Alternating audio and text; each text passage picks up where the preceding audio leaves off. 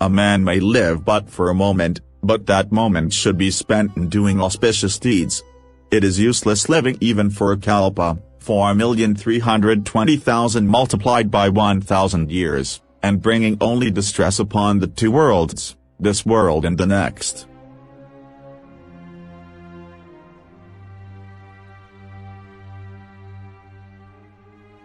We should not fret for what is past, nor should we be anxious about the future. Men of discernment deal only with the present moment.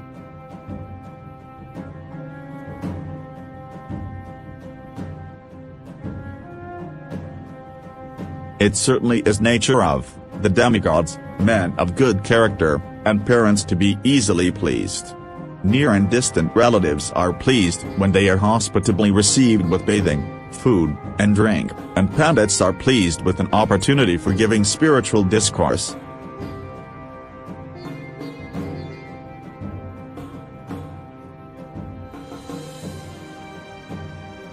Even as the unborn babe is in the womb of his mother, these five are fixed as his life destiny, his lifespan, his activities, his acquisition of wealth and knowledge, and his time of death.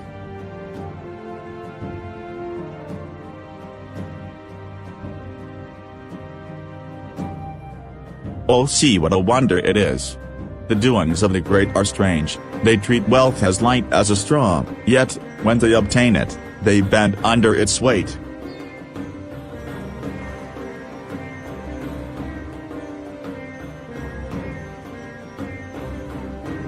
He who is overly attached to his family members experiences fear and sorrow, for the root of all grief is attachment. Thus one should discard attachment to be happy.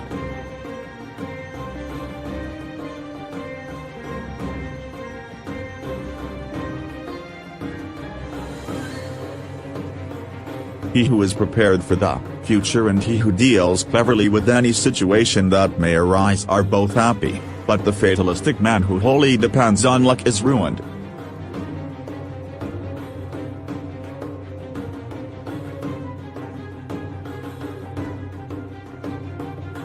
If the king is virtuous, then the subjects are also virtuous. If the king is sinful, then the subjects also become sinful. If he is mediocre, then the subjects are mediocre. The subjects follow the example of the king. In short, as is the king so are the subjects.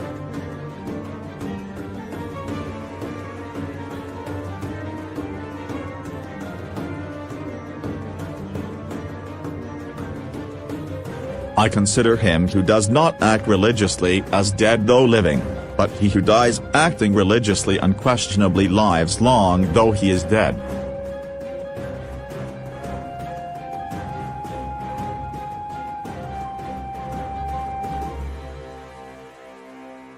He who has acquired neither virtue, wealth, satisfaction of desires nor salvation, dharma, artha, kama, moksha, lives an utterly useless life, like the nipples hanging from the neck of a goat.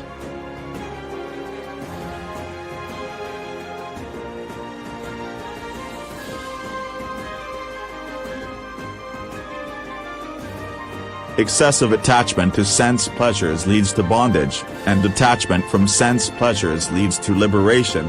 Therefore it is the mind alone that is responsible for bondage or liberation.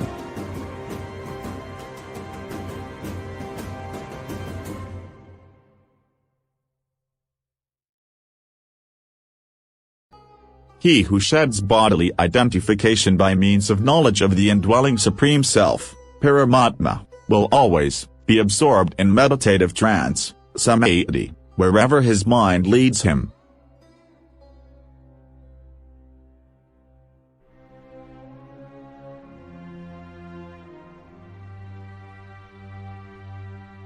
Who realizes all the happiness he desires. Everything is in the hands of God. Therefore one should learn contentment.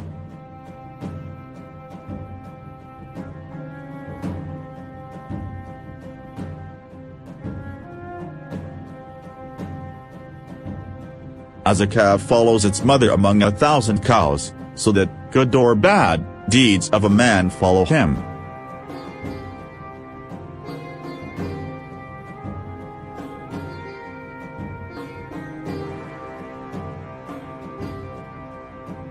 He whose actions are disorganized has no happiness either in the midst of men or in the jungle. In the midst of men his heart burns by social contacts, and his helplessness burns him in the forest.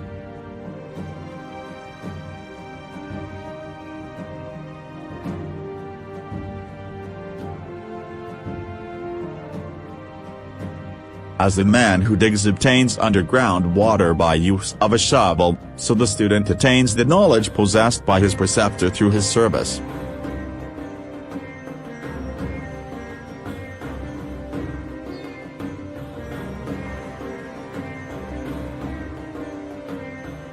Men reap the fruits of their deeds, and intellects bear the mark of deeds performed in previous lives. Even so the wise act after due circumspection.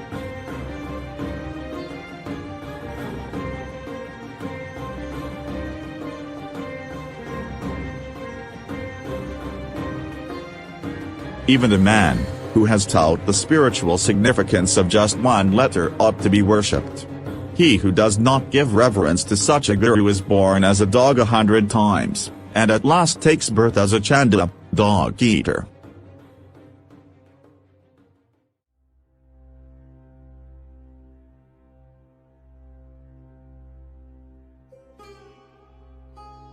At the end of the Yuga, Mount Meru may be shaken. At the end of the Kalpa, the waters of the 7 oceans may be disturbed, but the sadhu will never swerve from the spiritual path.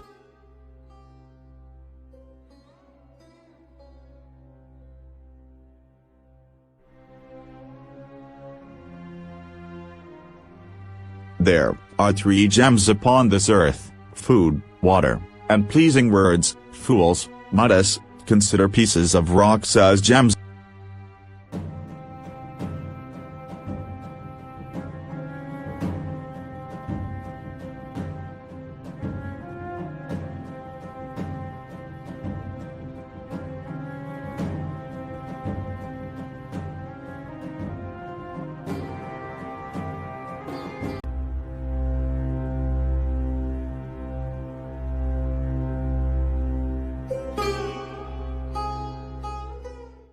Poverty, disease, sorrow, imprisonment and other evils are the fruits borne by the tree of one's own sins.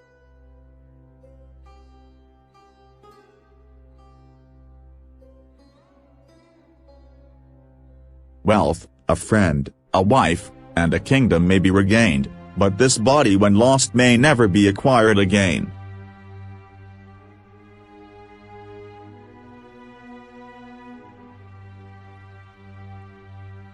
The enemy can be overcome by the union of large numbers, just as grass through its collectiveness wards off erosion caused by heavy rainfall.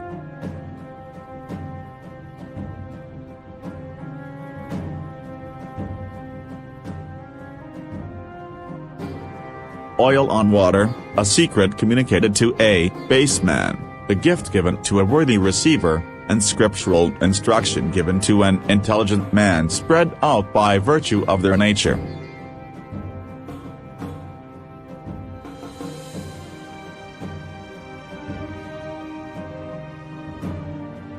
If men should always retain the state of mind they experience when hearing religious instruction, when present at a crematorium ground, and when in sickness, then who could not attain liberation?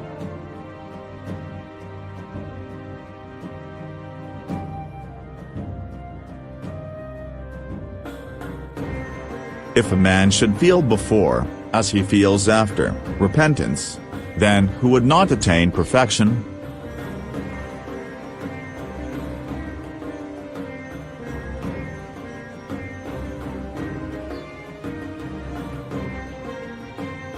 We should not feel pride in our charity, austerity, valor, scriptural knowledge, modesty and morality, for the world is full of the rarest gems.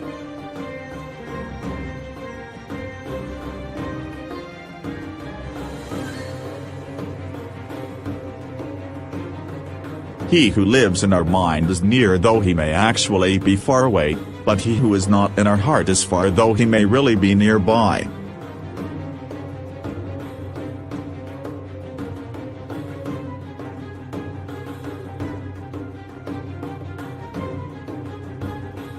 We should always speak what would please the man of whom we expect a favor. Like the hunter who sings sweetly when he desires to shoot a deer.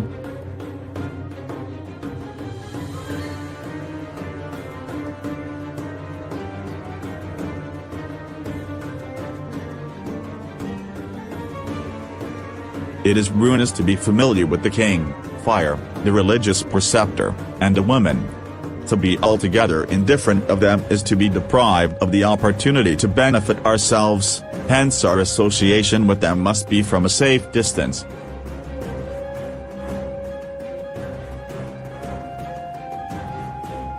We should always deal cautiously with fire, water, women, foolish people, serpents, and members of a royal family, for they may, when the occasion presents itself, at once bring about our death.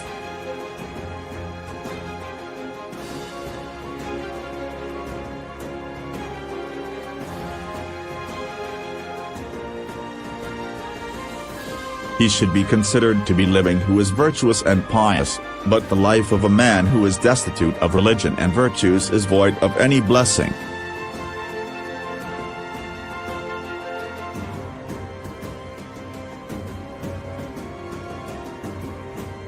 If you wish to gain control of the world by the performance of a single deed, then keep the following 15, which are prone to wander here and there, from getting the upper hand of you: the 5 sense objects, objects of sight, sound, smell, taste, and touch; the 5 sense organs, ears, eyes, nose, tongue and skin; and organs of activity, hands, legs, mouth, genitals and anus.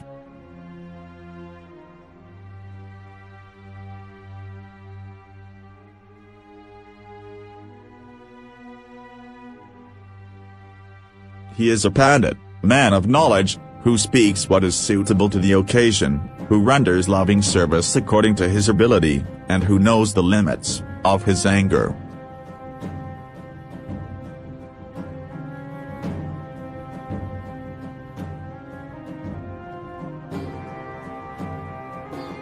One single object, a woman, appears in 3 different ways. To the man who practices austerity it appears as a corpse, to the sensual it appears as a woman, and to the dogs as a lump of flesh.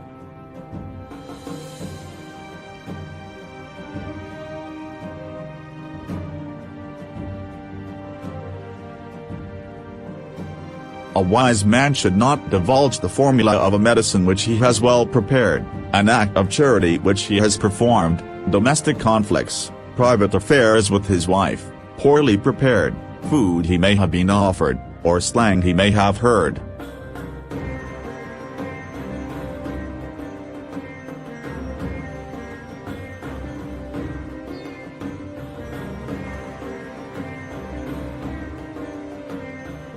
The cuckoos remain silent for a long time, for several seasons, until they are able to sing sweetly, in the spring, so as to give joy to all.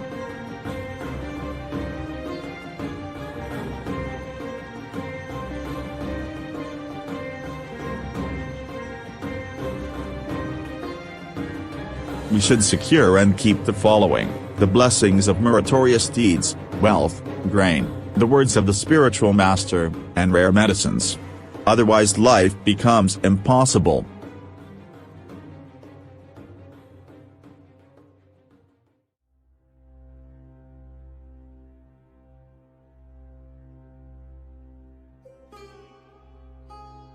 Eschew, avoid wicked company and associate with saintly persons.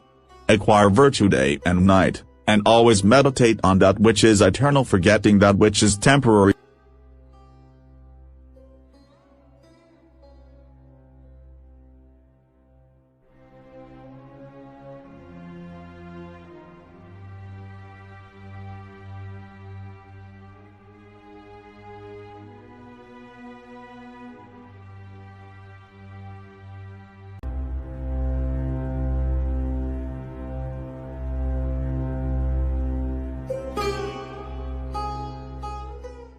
For one whose heart melts with compassion for all creatures, what is the necessity of knowledge, liberation, matted hair on the head, and smearing the body with ashes?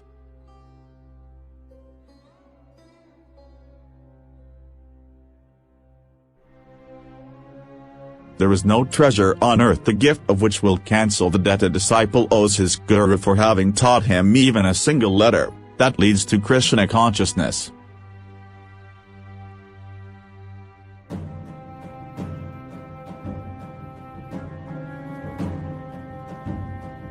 There are two ways to get rid of thorns and wicked persons, using footwear in the first case and in the second shaming them so that they cannot trace their faces again, thus keeping them at a distance.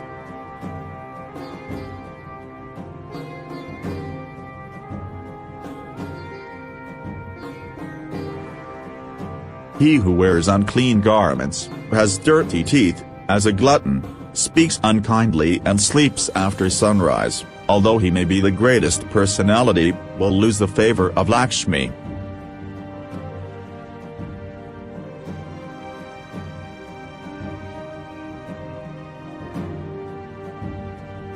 He who loses his money is forsaken by his friends, his wife, his servants and his relations, yet when he regains his riches those who have forsaken him come back to him. Hence wealth is certainly the best of relations.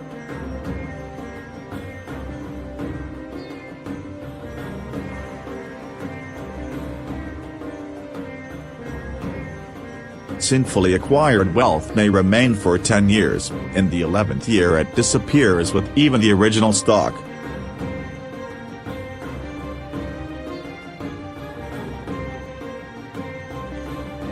A bad action committed by a great man is not censured, as there is none that can reproach him, and a good action performed by a low-class man comes to be condemned, because none respects him.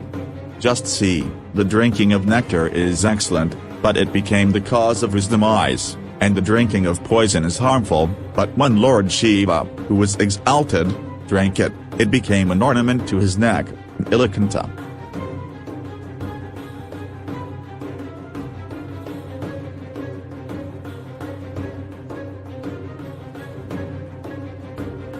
A true meal is that which consists of the remnants left after a Brahmana's meal. Love which is shown to others is true love, not that which is cherished for one's own self. To abstain from sin is true wisdom. That is an act of the charity which is performed without ostentation.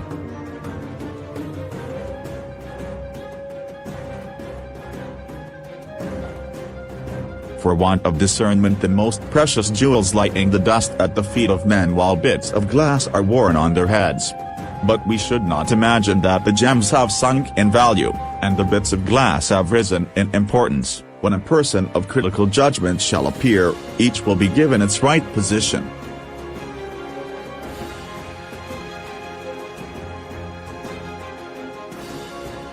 Sastric knowledge is unlimited, and the arts to be learned are many. The time we have is short, and our opportunities to learn are beset with obstacles.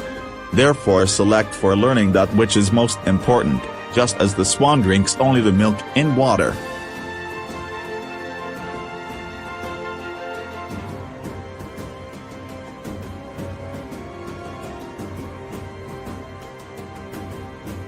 He is a chandala who eats his dinner without entertaining the stranger who has come to his house quite accidentally, having traveled from a long distance and is worried.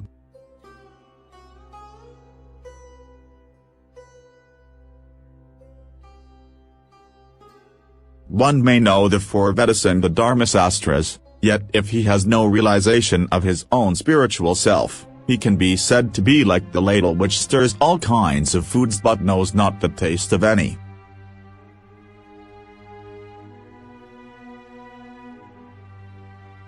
Those blessed souls are certainly elevated who, while crossing the ocean of life, take shelter of a genuine Brahmana, who is likened unto a boat.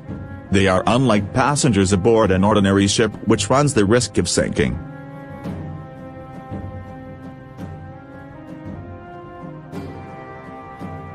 The moon, who is the abode of nectar and the presiding deity of all medicines, although immortal like Amrita and resplendent in form, loses the brilliance of his rays when he repairs to the abode of the sun, daytime. Therefore will not an ordinary man be made to feel inferior by going to live at the house of another.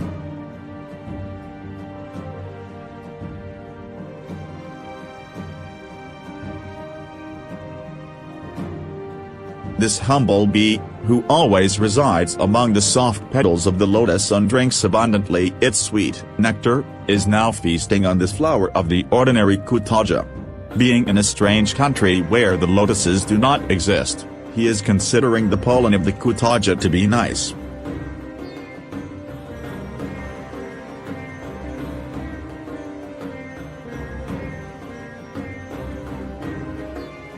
Lord Vishnu asked his spouse Lakshmi why she did not care to live in the house of a Brahmana, when she replied, "O Lord, a rishi named Agastya drank up my father, the ocean." In anger, Bhrigu Muni kicked you. Brahmanas pride themselves on their learning, having sought the favor of my competitor Sarasvati, and lastly they pluck each day the lotus which is my abode, and therewith worship Lord Shiva. Therefore, O Lord, I fear to dwell with the Brahmana, and that properly.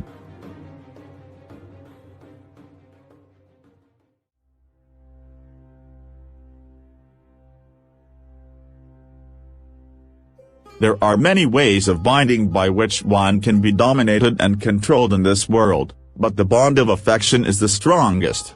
For example, take the case of the humble bee which, although expert at piercing hardened wood, becomes caught in the embrace of its beloved flowers, as the petals close at dusk.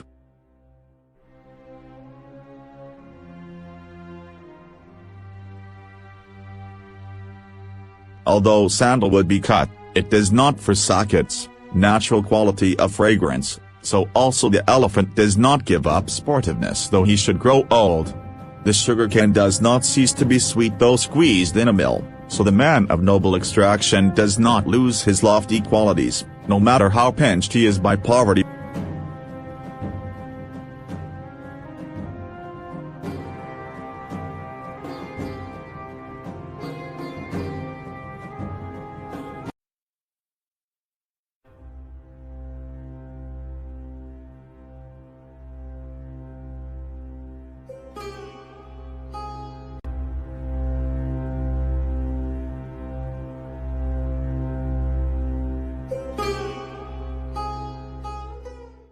The heart of a woman is not united, it is divided. While she is talking with one man, she looks lustfully at another and thinks fondly of a third in her heart.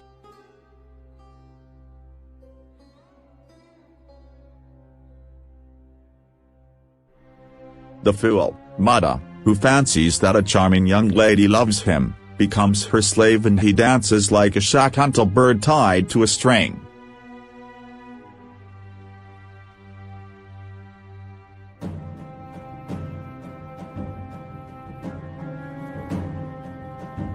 Who is there who, having become rich, has not become proud? Which licentious, free, man has put an end to his calamities, a grievous disaster? Which man in this world has not been overcome by woman? Who is always loved by the king? Who is there who has not been overcome by the ravages of time? Which beggar has attained glory? Who has become happy by contracting the vices of the wicked?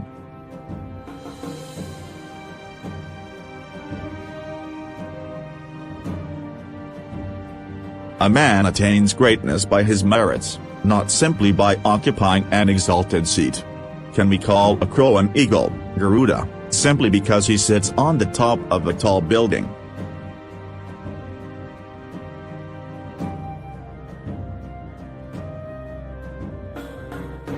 The man who is praised by others as great is regarded as worthy though he may be really void of all merit. But the man who sings his own praises lowers himself in the estimation of others though he should be Indra, the possessor of all excellences.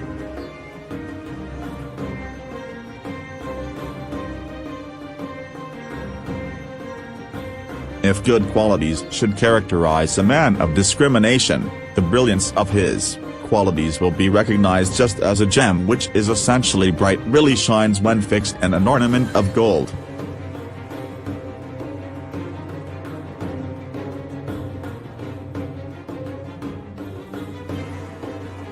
Even one who by his qualities appears to be all-knowing suffers without patronage. The gem, though precious, requires a gold setting.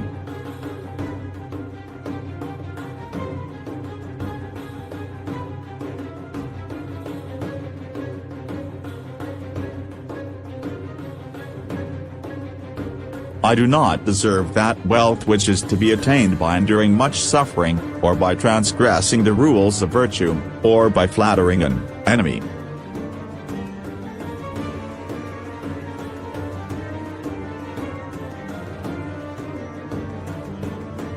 Those who were not satiated with the enjoyment of wealth, food and women have all passed away. There are others now passing away who have likewise remained unsatiated, and in the future still others will pass away feeling themselves unsatiated.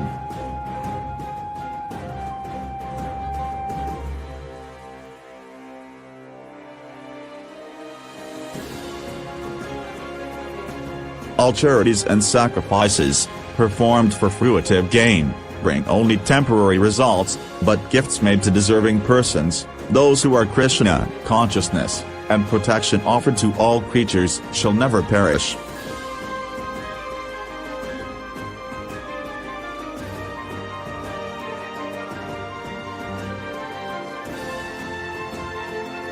A blade of grass is light, cotton is lighter, the beggar is infinitely lighter still. Why then does not the wind carry him away? Because it fears that he may ask alms of him.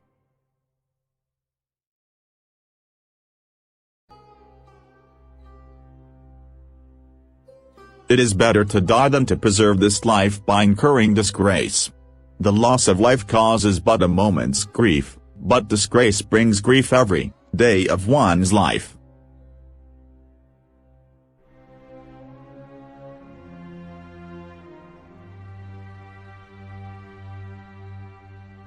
All the creatures are pleased by loving words, and therefore we should address words that are pleasing to all, for there is no lack of sweet words.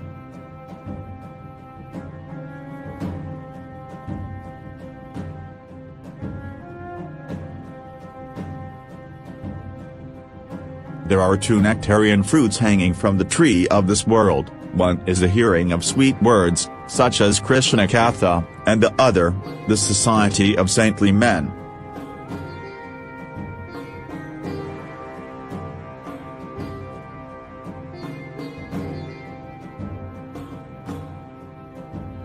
Good habits of charity, learning and austerity practiced during many past lives continue to be cultivated in this birth by virtue of the link, yoga, of this present life to the previous ones.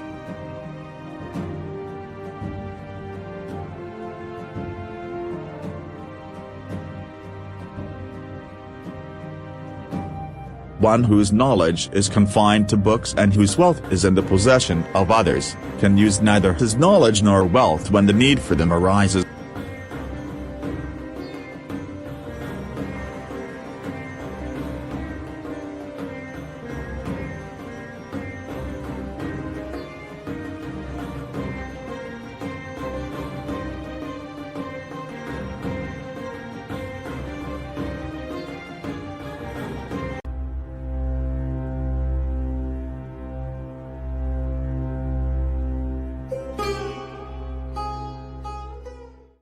The scholar who has acquired knowledge by studying innumerable books without the blessings of a bona fide spiritual master does not shine in an assembly of truly learned men, just as an illegitimate child is not honored in society.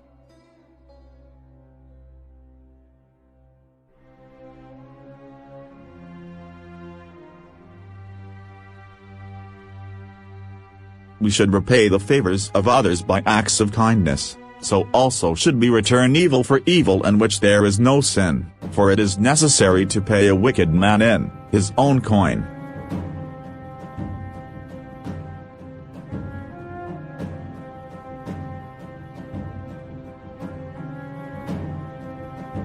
That thing which is distant, that thing which appears impossible, and that which is far beyond our reach, can be easily attained through tapasya, religious austerity, for nothing can surpass austerity.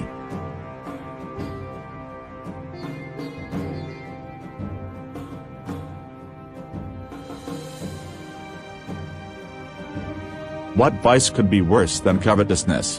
What is more sinful than slander? For one who is truthful, what need is there for austerity? For one who has a clean heart, what is the need for pilgrimage? If one has a good disposition, what other virtue is needed? If a man has fame, what is the value of other ornamentation? What need is there for wealth for the man of practical knowledge? And if a man is dishonored, what could there be worse in death?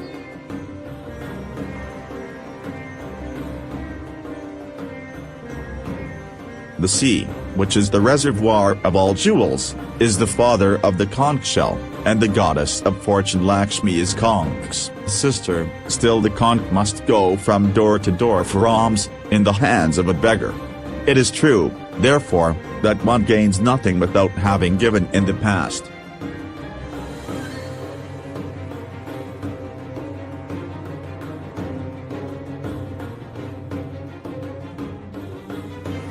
A man has no strength left in him, he becomes a sadhu. One without wealth acts like a brahmachari, a sick man behaves like a devotee of the Lord, and when a woman grows old she becomes devoted to her husband.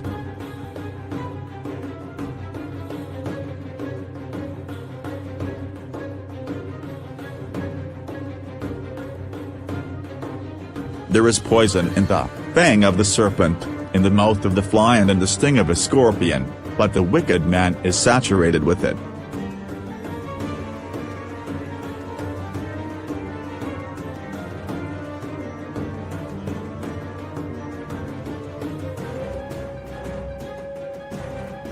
Woman who fasts and observes religious vows without the permission of her husband shortens his life, and goes to hell.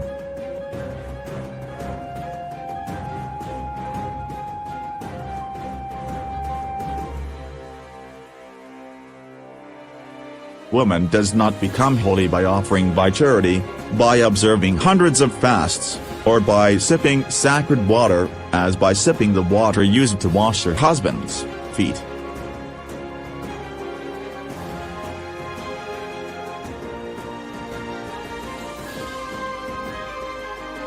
And is not so well adorned by ornaments as by charitable offerings. One does not become clean by smearing sandalwood paste upon the body as by taking a bath. One does not become so much satisfied by dinner as by having respect shown to him, and salvation is not attained by self-adornment as by cultivation of spiritual knowledge.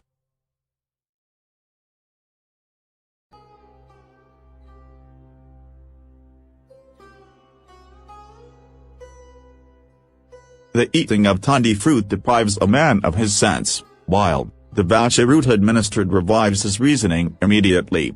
A woman at once robs a man of his vigor while milk at once restores it.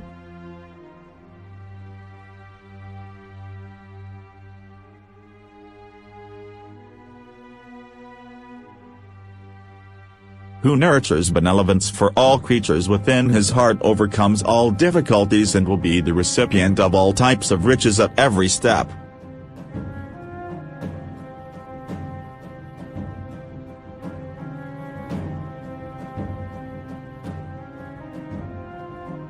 Is there to be enjoyed in the world of Lord Indra for one whose wife is loving and virtuous, who possesses wealth, who has a well-behaved son endowed with good qualities, and who has a grandchildren born of his children?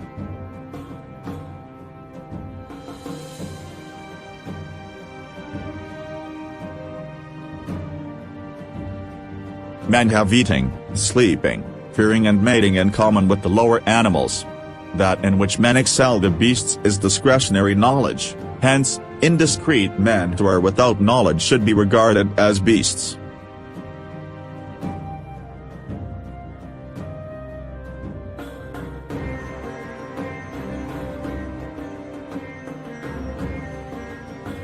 The bees which seek the liquid oozing from the head of a lust-intoxicated elephant are driven away by the flapping of his ears. Then the elephant has lost only the ornament of his head. The bees are quite happy in the lotus-filled lake.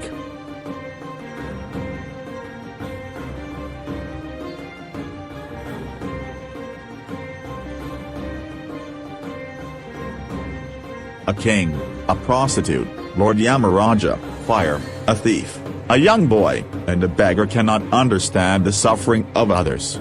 The eighth of this category is the tax collector.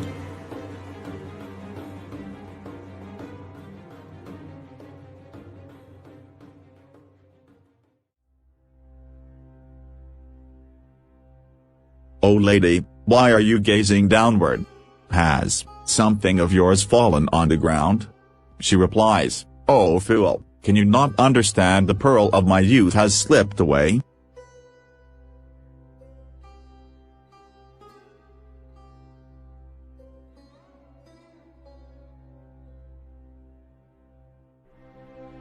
O Ketki flower, serpents live in your midst, you bear no edible fruits, your leaves are covered with thorns, you are crooked in growth, you thrive in mud, and you are not easily accessible.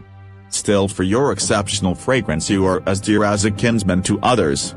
Hence, a single excellence overcomes a multitude of blemishes.